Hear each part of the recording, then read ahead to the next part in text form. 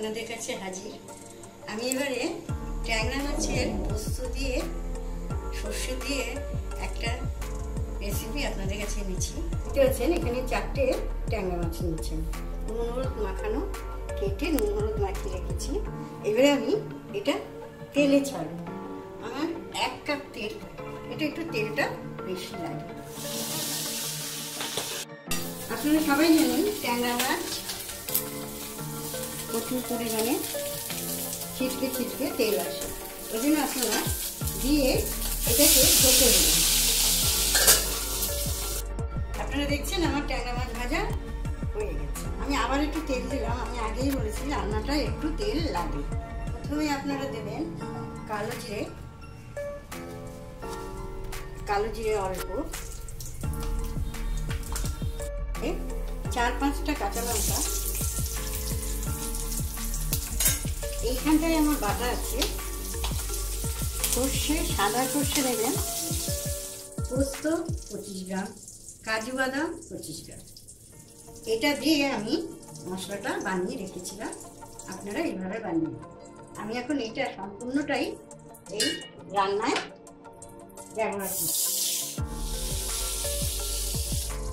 এই মশলা আমি 5 মিনিট কষাবো, কারণ সর্ষে বেশি কষালে তেতো হয়ে যায়। এবার আমি অল্প হলুদ দেব, অল্প পরিমাণে, যে যেমন খান নুন, আমি অল্প পরিমাণে নুন দিলাম, অল্প একটু সামান্য। আমি জানি আজকাল চিনি কেউ ব্যবহার করে না, কিন্তু কিছু কিছু রান্নায় আছে চিনি না দিলে স্বাদ আসে। আমি অল্প পরিমাণে চিনি দিলাম। রান্নাটায় জল দিলাম। আপনারা দেখতে পাচ্ছেন এটা হচ্ছে নারকেলের দুধ। এই দুধটা আমি এই রান্নায় অ্যাড করি।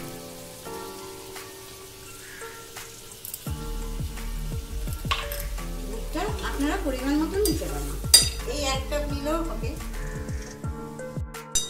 এবার আমি এতে মাছগুলো দিয়ে দেব। মাছগুলো আমি এর ভিতরে দিয়ে দিলাম। সামান্য কাঁচা তেল ছড়িয়ে দেবেন, সামান্য পরিমাণে কাঁচা তেল ছড়িয়ে দেবেন।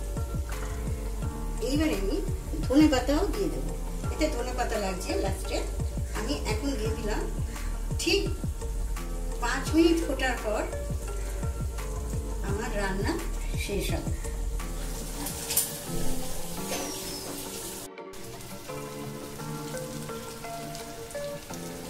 আমার 5 থেকে 7 মিনিট লাগলো। আপনারা দেখতে পাচ্ছেন মাছের সুন্দর কালার, সুন্দর রং দিয়ে গেছে। আমি এখন এটাকে নামিয়ে আপনারা করুন। এই রান্না আপনাদের খুব ভালো লাগে, খুবই ভালো লাগে।